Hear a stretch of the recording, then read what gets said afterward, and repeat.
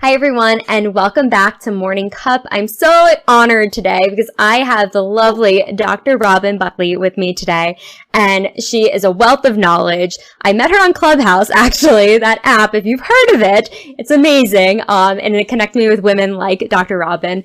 But we are going to have Dr. Robin introduce herself because I don't know if I can live up to that, but I will have her introduce herself and then we'll get started. So good morning, Dr. Robin. Good morning. Thanks, Caroline. I've been looking forward to being on your podcast for so long, so thank you for having me. For those of you who don't know me or haven't followed me on social media, I am both an executive coach and a couples coach with a background in clinical psychology. So I transitioned into coaching several years ago after doing a lot of work in mental health and loving that, but seeing kind of that proactive, preventative model of coaching being really where I was more aligned with. So it's been a wonderful, wonderful journey. So I work with a lot of female executives and high performance couples, basically to help them achieve exactly what they want in their careers and relationships. And then for fun, I also do a lot of public speaking and well as doing a lot of publications, particularly in entrepreneur.com. So I love it. Oh my gosh. Well, we're so excited to have you today on the Morning Cup, especially because being an executive coach for females in particular, because it's all about highlighting women entrepreneurs, especially on this segment for the interviews, because I really just want to highlight everyone's story and where they've been and how they've been able to achieve the success they've achieved. And being an executive coach, what have you found the most success with your clients in particular that you've seen just really help them achieve their goals? Yeah, I think the most important thing is teaching and supporting women to start to make their brain their ally instead of their adversary. And some of my background, and you're familiar with this, Caroline, using cognitive behavioral training and being educated in those strategies, it works really well to help women have concrete, specific ways to get their brain under control. Because our brain, as women particularly, undermines us so easily without us even realizing it. You know, we don't talk to ourselves like we talk to our best friends. We don't really use the kindness and the support that we offer others so wonderfully, again, towards ourselves. So once we start to recognize that and use some of these specific strategies, we really can start to make subtle but consistent changes, not just in our professional life, but in our personal life. And very often identifying that those two realms of our lives don't need to be so distinct and separate, that sometimes the strengths in either area can actually create wonderful opportunities and strengths in the opposite area. Oh, I love that because I do think too, it's those small, subtle changes are so important in this instant gratification world we live in. But like you hit the nail on the head because it's true. It's when we make those small changes and the daily steps we take is what we are able to achieve the impossible sometimes that we think. But I love that you mentioned too, where it's work-life integration. It's one of my pillars for business, but really being able to integrate those qualities in work and in life and having them cross. Can you speak more to that? Because I think that's a really important topic. Yeah, I actually call it the Mulan complex, and it's based on the Chinese folklore heroine Mulan that Disney, popularized. Yeah. But this idea that if your audience remembers the movie or the actual historical figure, Mulan was a traditional feminine role where she was the obedient daughter, and she was on the path to get married and fulfilling all those home personal characteristics. And then when her father was threatened and was going to be dispatched to war, she took his place and she took on this masculine persona to be a really strong leader in this war scenario. And then after that, she returned back home and went back into her more traditional feminine role. And the problem with this is that a lot of women do this. We go from home to work, and somehow in that transition between the two, whether it's walking down the hallway at our at-home offices or driving in the car to our traditional offices, we feel like we need to shift and adopt some of those more masculine models to be the leaders that we are, to be the executives that we are. And then when we go back home, we leave all that at the office, and it is exhausting. It's one of the reasons I think women are so tired a lot is this shifting personas. Instead of just saying, gee, what are some of the things I'm really good at home? Nurturing or whatever it might be, organizing the home life. And how can I use those skills in my professional life as a leader? And in addition to that, what are some things I do really well at work? Personnel management or conflict resolution. How can I use that with my family, with my partner at home, so that that division gets smaller and there isn't that exhausting change between these two worlds, that really, if you're just authentically who you are with your skills in both realms, maybe it can just support who you are in all the realms without having to change. Oh, that's so true, because it is exhausting. Like, if you think about it, if we aren't just authentically ourselves, and people are like, well, how do I become authentically myself? And that's the bigger question too, because how do people manage that and like play to those strengths? How have you seen that like play out with your clients in particular? One of the easiest things that I do with my clients, well, I say easy, but it's not easy for them, but is I ask them to think about a really hard situation. I call it I like to name things so it's specific for my clients. So I call it the Nautilus activity. And it's based on this idea of like the Nautilus creature that builds its shell around itself as it grows. So not like a hermit crab that finds a new home. It's more that we're working off of these core characteristics, the Nautilus is, to build around that. So that becomes like the strongest part of the Nautilus.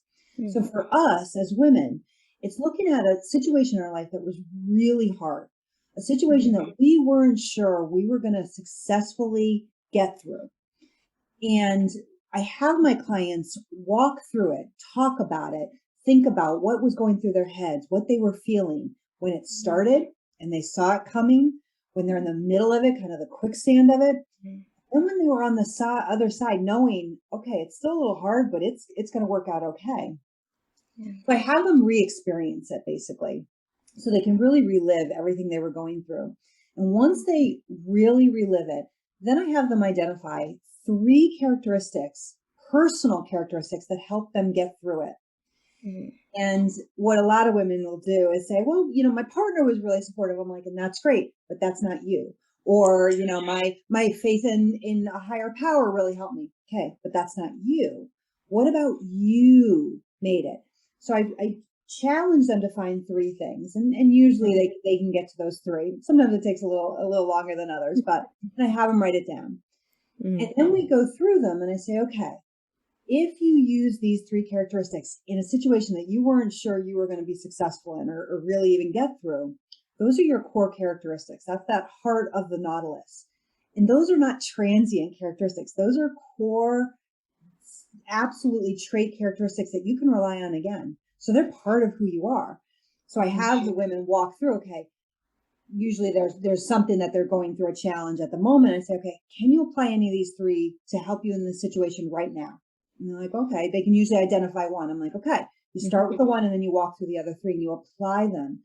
So women, again, don't have to reinvent themselves. All they have to do is think about, okay, what helped me in the past be successful? How can I now generalize and apply it to this current situation? So it isn't the stress of relearning anything or reinventing the wheel.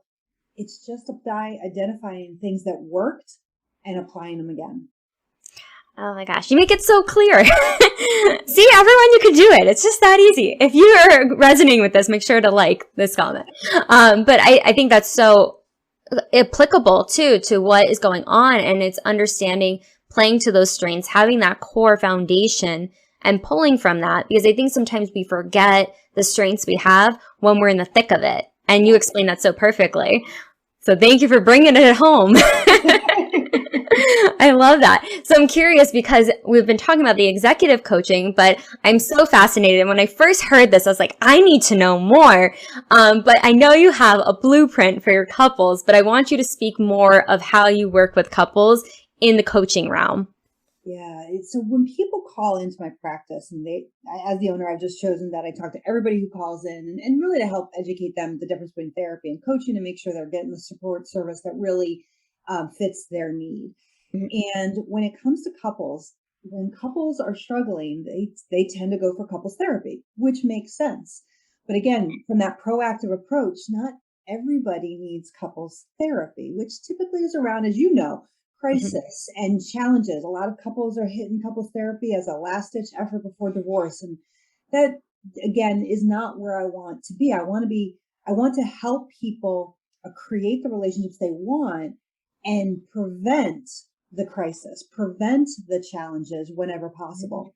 So the more I worked with these female executives and we were talking about their strengths and certainly talking about it in relation to their careers, I really did start looking at relationships from a business perspective, a business framework.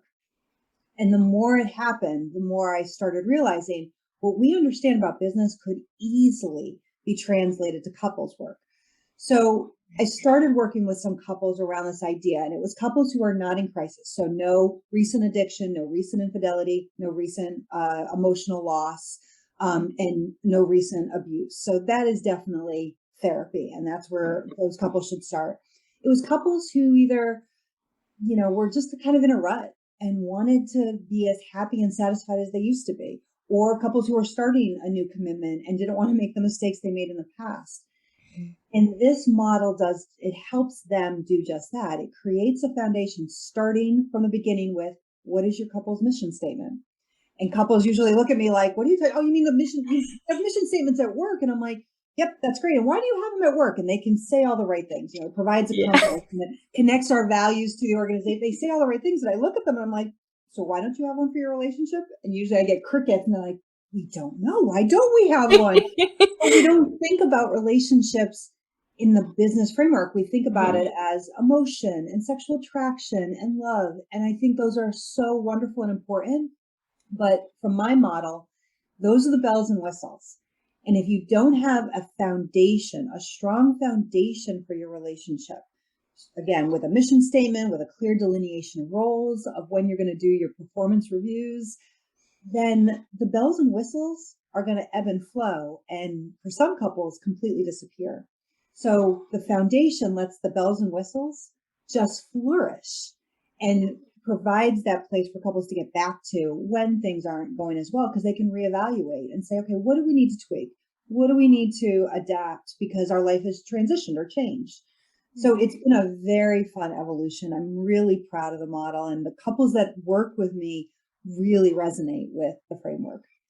I love it. I love this framework because when I first heard it, I was like, I need to know more, like I just said. But I think too, it really puts it in perspective, because like what you were just saying with like feelings and emotions, when you're able to kind of take that out and look at it from the foundation and the core, you can truly find and identify where issues could come to play and being able to address them head on, just like a business. And it's not a business transaction, but the model, it really allows you to see it from a different perspective and be able to work through things clear-headed.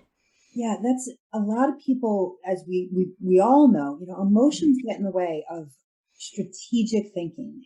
We're not able to think as objectively when we're emotionally connected. Now, in our relationships, we're very emotionally connected.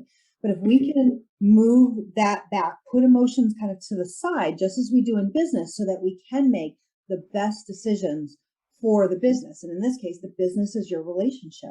Then the emotions will still be there. Though, in fact, the emotions will be more supported and better felt because you have the plan, you have the strategy.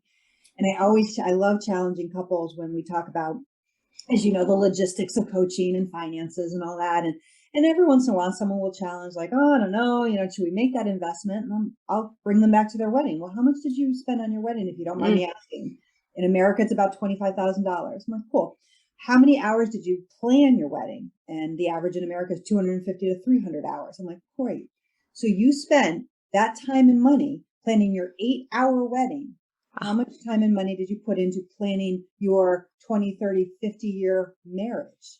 And again, I get crickets. And I'm like, that's what it comes down to. That in a very short period of time, you can create a plan to ensure that all that financial time and investment that you put into your wedding is going to result in a successful long-term relationship if you just do some of the coaching work now before there's a crisis.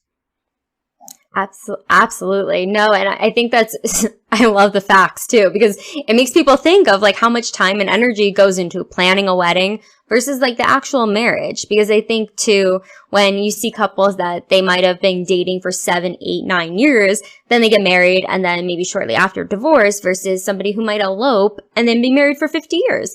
you just never know. And I mean, I love it just because my background's couples therapy too, but like hearing it from a different perspective. And also I think when we're able to recognize too with couples of just understanding the investment that goes into a marriage. I mean, I'm not personally married, but I know like a lot of couples that are, and just the time and energy. But it's also like what we were talking with emotions, it's taking off the rose-colored glasses and really evaluating it too, because love can blind us sometimes and not really see everything clearly. Right. Exactly. Not really understand our value. You know, we go back to that Nautilus activity. You know, what are our core values and do they line up? You know, I've been married twice, and you know, my first husband was not a bad guy, but our core values were so different, particularly as we started to move through the first several years of our marriage, and they became very clear. You know, in retrospect, I wonder if we had really sat down and really, again, put some of the emotions aside and really clearly talked about, okay, what does this actually look like? Where do you hope to get to? Where do I hope to get to? Because at the time it was, we hope to be together forever. Well, what does that mean? What does that really look like? What are your plans overall? And in doing that, we would have seen they were very different, and maybe this was not the right match for a long-term commitment. You know, short-term, maybe fun and good, but overall, maybe not. But we didn't. We were very much in love and very spontaneous, and I'm not begrudging that, but it didn't result in the success that I wanted. So I'm curious, with that being said, what can people look for when it comes to like knowing if it, well, I mean, you can never know, but like short-term versus long-term, when it comes to the values, what are the things should people look for when it comes to their relationship? Yeah, some of the biggest things that I've seen be kind of those pain points for couples, again, using business terms, certainly drive is one. And it's not one that I think many couples talk about. Like, truly, where do you get your energy in terms of your personal or professional vision? And is it more of a that you like to kind of have that back seat? Some might say passive approach and just letting things happen as they happen. Or are you that like more stereotypical type A, like, nope, I'm going after things?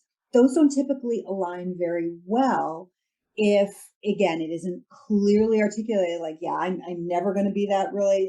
And I'm okay with that because here's some things I can do in our personal life to support the work you want to do. So I don't think that it's an absolute like non-negotiable, like, oh, you're type A and I'm type Z, we can't work together. But it's how those two different drive levels could support each other if they could. And that's an if. You know, I think that when you look at what does it mean to be, if a couple, I was going to say around kids, but what does it mean to be a family, whether it's a two-person family or you have collaterals like children, because that's the business friend term I use for kids or extended family. You know, is it more important that we have a core geographic connection, or is that not as important? And that's another thing that I see that pulls couples when one really does want to have more of that connection and one is like, now let's go live wherever we want.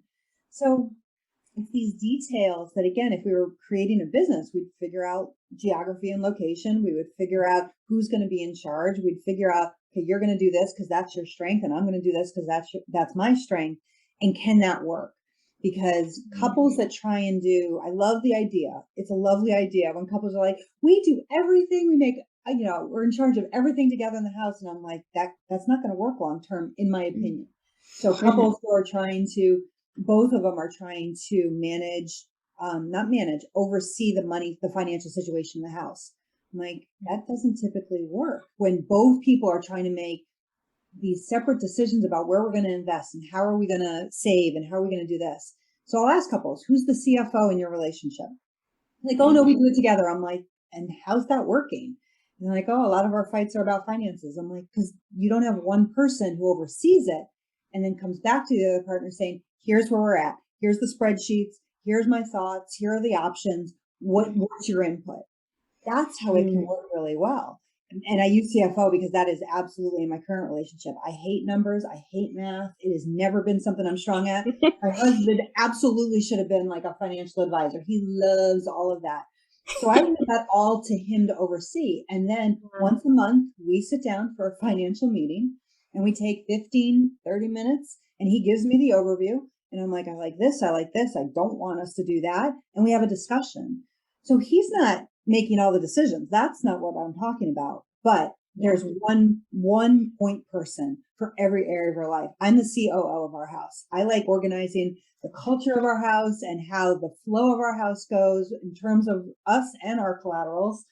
And he's okay with that. He's just like, yep, you let me know where I can step in and help out. And that's how it can work really well.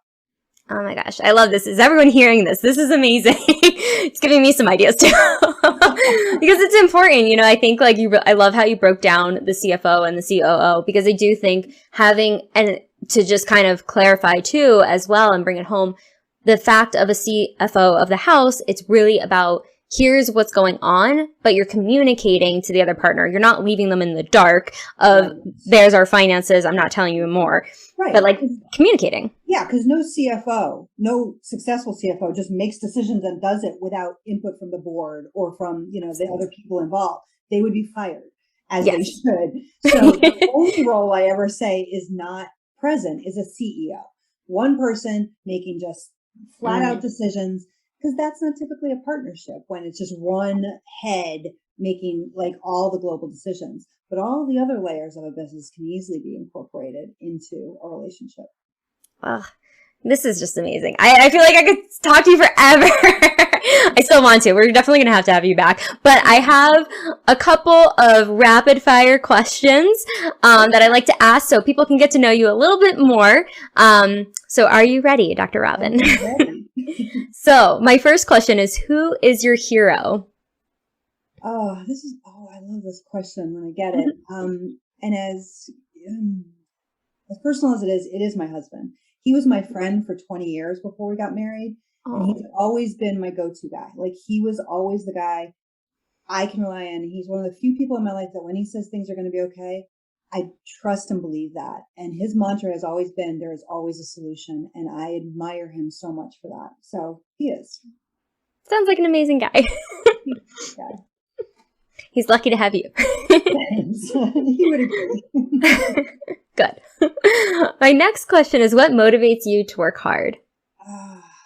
Honestly, my biggest motivation is to make a difference. And it's at all layers. Like I want to make a difference for my staff. I like to create a business that is based on their wellness first, because they're better in all realms if I am considering them as people first. It's making a difference in my community. So, and I love the community that I get the privilege of living in, that it is making sure we're giving back and contributing to the idea of mental wellness in our community, and then making a difference when I'm random people. I am a huge advocate of random acts of kindness, and just my parents raised me on a platform of kindness, and it's probably one of the greatest gifts they ever gave me. So it's from the soul. Yeah, very much. Absolutely. That was a great answer. So my next question is, if you were a superhero, what would be your power? Selfishly, my power would be the power of transport. Like just being able to get to somewhere, like go see my sister in Connecticut and not have to drive 3 hours, or go to California for an overnight and not have to get on a plane. That would be my selfish superpower. My other superpower would honestly be, I would love it if everybody I come in contact with just felt an ease or a peace in their lives just by being around me. Like, I think that would be so amazing, like just to be around someone and they just felt better just by being like in the vicinity of me. I think that'd be wonderful. That is wonderful. And that's so needed and necessary. I feel like people could all benefit from that. Just the energy we give off. And I feel like you already do that. So if you could share a meal with any 4 individuals, living or dead, who would it be? Who would they be? Ruth Bader Ginsburg for sure. Jane Goodall, absolutely. I would love that. Michelle Obama will always resonate with me. And then my grandfather. And he's been on my mind a lot for some reason lately. But I just don't think that when we are children, we appreciate the wealth of knowledge and connection that our grandparents can offer. And I wish now, being in my 50s, that I had that opportunity. Oh, well, that sounds like it would be a phenomenal meal and company. So my next question is, what's the most daring thing you've ever done? I think I touched on this before we jumped on this call. When I moved to Arizona, so I'd finished my graduate work, still had to finish my dissertation. Job market was better in Arizona. I had never been past the midpoint of the country at that point in time. I'd grown up on the East Coast, been on the East Coast, and I just wanted to try something different. I intuitively knew I needed to break away from my family, not for any traumatic reason. I just was really attached to them, and I needed to really identify myself as an individual. So I knew one person in Arizona. I moved out there after doing a phone interview and got a job. And that was definitely one of the best decisions I ever made.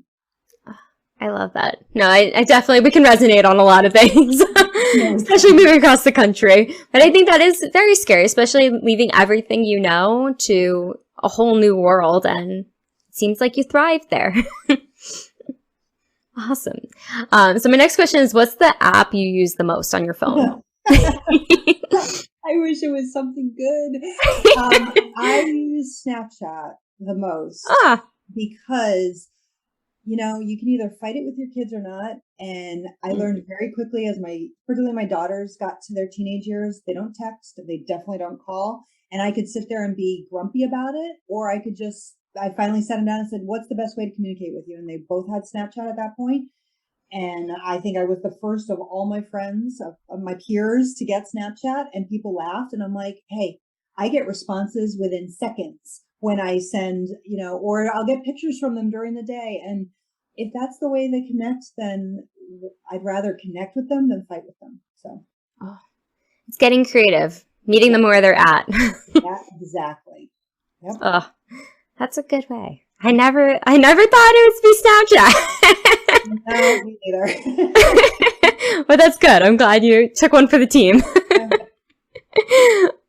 So what is the last book that you've read recently? That was about a week ago. I finished Talk with Ted. It's a book. I think it's written by the Chris Anderson, who created TED. But I read it because I have a TED Talk coming up in May. Oh my gosh! Congratulations! I'm very, very excited, and so I am pulling any resources, because what I'm quickly learning that is, while I do a lot of public speaking and I love it, this is different and it feels different. So it might just be a mental set I have to get past, but I'll take any resources to help me really make it a memorable event for myself and for the audience. Oh my gosh. Well, you'll have to let us know once it's live so we can post it on here as well. People can check it out.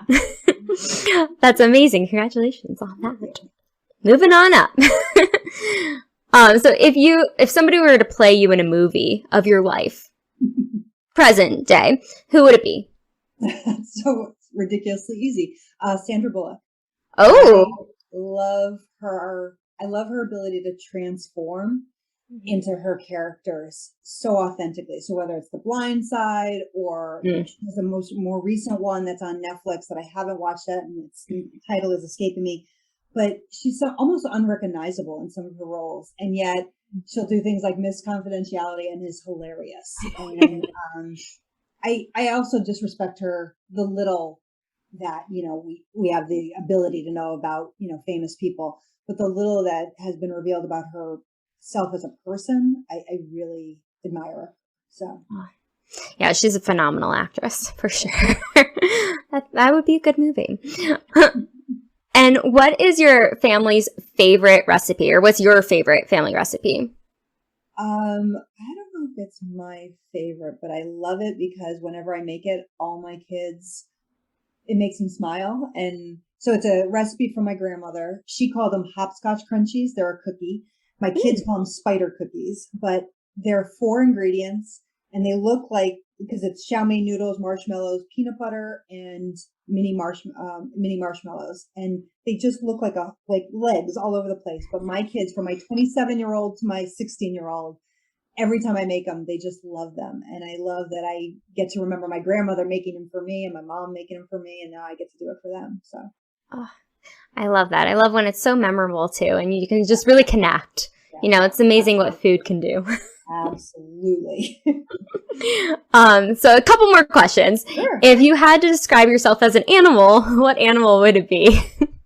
It's so funny. This is actually a regular question in my family. We're always Oh, really? yeah. I think the last one that I really resonated with was an octopus. I think they're amazing sea creatures, and I've had the gift of seeing 3 different octopuses in the wild, which is so rare, but they are incredible. But between all their arms, which I always feel like I have like all these different tangents of what I'm working on and what I'm trying to develop, and the introvert in me, that ability to just camouflage and hide sometimes, and then come out glorious and move fast. That all kind of made sense to me. So I love that. I don't hear that often. I'm curious, where have you seen octopuses? So my family does an annual trip each year to some different place in the Caribbean. We tend to, my husband's great at planning. He looks whatever island we're going to, he finds all the touristy resort areas, and then we book an Airbnb on the other side of the island because we don't do any of that stuff. And so the last one I saw was in Culebra, which is a little island off of Puerto Rico. And then before that, it was Rincon, Puerto Rico. So we've been to Puerto Rico a couple times, and it's pretty amazing. Just like it is, you think you're not, you must be seeing wrong, and then you're like, oh my gosh, that is what it is. Like it's crazy. Yeah, wow, it's crazy. What an amazing experience! Because I've never seen one live. Yeah, aquariums are cool, but to see it in its habitat where you're the visitor. And it is looking at you like, what are you doing here? Like, I can outthink you. And one of my favorite ones was my husband is great at picking them out because he started as a marine biology major. So he's really adept at that. And he was trying to lure a big one, out of a hole. So he took our dive flag and he was just waving it in front of the octopus's hole.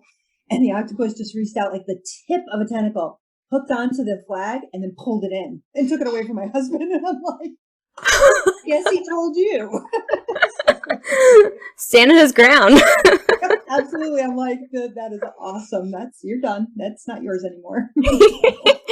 Very aggressive, but territorial too. Absolutely. Yeah, the right. Sometimes we got to protect our areas. So what's one thing that you can do like that? Let me rephrase that. What's one thing that can instantly make your day better? There's several, but honestly, the one that made me laugh when you said it, my husband flirting with me. We both work from home, and every once in a while we'll meet up in the kitchen, and he can usually tell just by my face, and he'll just wink at me or look me up and down or whatever, and it always makes me crack up. So yeah. Oh, I love that. Love is in the air. It is, yeah. Good partnership. That's what matters. And what's one of your favorite ways to spend your day off? When you do have a day off, when you take time for you? I really do. I love to read, and I don't get as much opportunity as I'd like. If any of my kids happen to be around, we're lucky enough to have a pool table upstairs and playing pool with them, just listening to good music, like picking a playlist off of Spotify, and either I'm listening to their music and learning what they love, and sometimes liking what they're listening to and adding it to my playlist, or they listen to some of my stuff. And yeah, those are definitely some of my favorite days. Love that. The quality time and bonding. Yeah, very much. So necessary. And then one final question of these questions is, what's something an outsider wouldn't know about your industry? I think you and I have had this conversation. Yeah. Most people do not realize that there are coaches out there who have no training and background. And it makes me so uncomfortable and scared for people who are working with people who have, I'm hoping, good hearts, but are working from personal experience rather than truly understanding the brain and emotions. And that makes me nervous. So whether it's a coach who's been trained in psychology or mental health, I'm fine with that. Or a coach who's actually a person who's been through coaching training, also good. But there are a lot of coaches, as you know, out there who are just like, yeah, I did really well doing this, so I'm going to teach people. And I'm like, no, I wouldn't go to a mechanic just because they own a car, but they've never been through any kind of training on how to be a mechanic. So I certainly wouldn't put myself or someone I love to work with a coach who has no training or background. So. Well, I definitely hear you on that. And I know we've had many discussions on that because I do think it's important. It's important to have a background in some kind of training to be able to do any work we do. Absolutely. Absolutely. Because you wouldn't want to go to a surgeon and they've never done surgery before. No, they've been through surgery, but they've never actually trained in how to do surgery. Yeah, we would never think twice to not go to someone who hasn't been trained or educated. But our field as coaches is really rampant with people that, one of my clients last week actually was like, I'm following this coach on whatever platform, LinkedIn or TikTok, and I'm like, oh, cool. What's its name? His name, looked him up and had no training. He had his associate's degree in construction management and now is helping people with their relationships. And I'm like, okay. Not sure about that one. So a little spin on it. a little bit. So I just told my client, just do some more research. Make sure it's someone that you think is qualified to really help you and educate you. And so I didn't call out the coach, but I just offered that. And he came back 2 weeks later. He's like, oh my gosh. I'm like, yeah. So just do your research. It's important. It's important to do that. Well, Dr. Robin, I have had a pleasure talking with you and getting to know more about your business and having everyone else get to know you more. But one final question, where can people find you and are you promoting anything right now? Yeah, so certainly all the typical social media. So LinkedIn, Instagram is pretty significant for me. And I am on TikTok. I'm trying that out. My kids are a little disappointed that I'm not doing cute dances. So it is very professional instructional videos, but my clients are starting to really resonate with that. So that's been fun.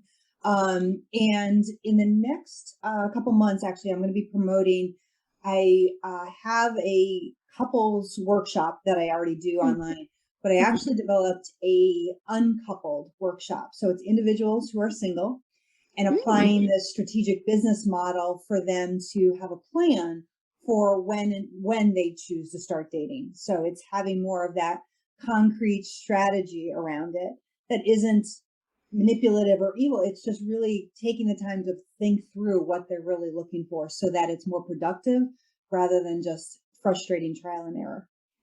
Oh, well, I'm excited to let me know when that launches so we can promote it as well. But the links will definitely be in the description, so make sure you check that out so you can just click and find Dr. Robin on all social media platforms. But thank you again, Dr. Robin, for being here today and sharing with us the amazing things you're doing in this world, and we truly, truly appreciate it. Dr. Caroline, thank you so much for having me. Thank you, and we'll see you soon on the next video. Thank you, everybody.